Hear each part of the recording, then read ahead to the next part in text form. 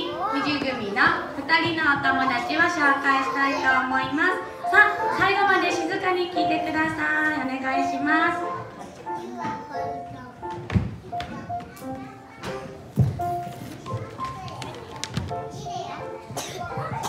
私のお名前は向井小春です。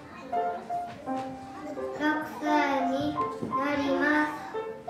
大きくなったら美容師になりたいです。はい、上手に言ってくれました。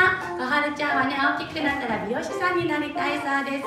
ね、おしゃれが大好きでね、可愛いものが大好きな小春ちゃんです。ね、お絵描きとか工作とかね、作ったりするものとかとっても上手で、いつも可愛い絵を見せてくれたり、可愛くね、工作をしてくれます。ね、あとね、今は体育教室を始めたり、ね、お絵描き教室も習ってたりね、ジェネックスもしていたり、ピアノもしていたり、何でもね、頑張っている小春ちゃんです。いろんなことに挑戦してね、心も体もどんどん大きくなってきています。これからもね、いろんなことに挑戦して大きくなってくださいね。小春ちゃんおめでとうございます。ありがとう。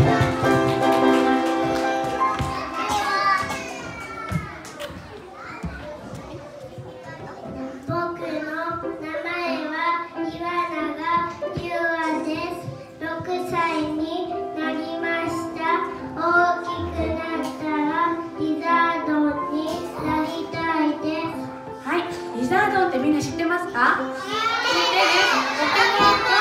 ポケモンのね、リザードンにね、ゆあくんはなりたいそうです。みんなね、知ってる通り、ゆあくんはね、ニコニコ優しい笑顔でお友達のね、お世話をしてくれたり、小さいお友達ともね、上手に遊んでくれるゆあくんです。ね、みんなからゆあくん遊ぼうってね、言われてね、人気者のゆあくんです。そしてお部屋ではね、メロディオンを頑張ったりね、太鼓を頑張ったりとってもね、頑張り屋さんなゆあくんです。これからもね、いろんなことに挑戦していこうね。頑張ろうね。ゆあくんおめでとうございます。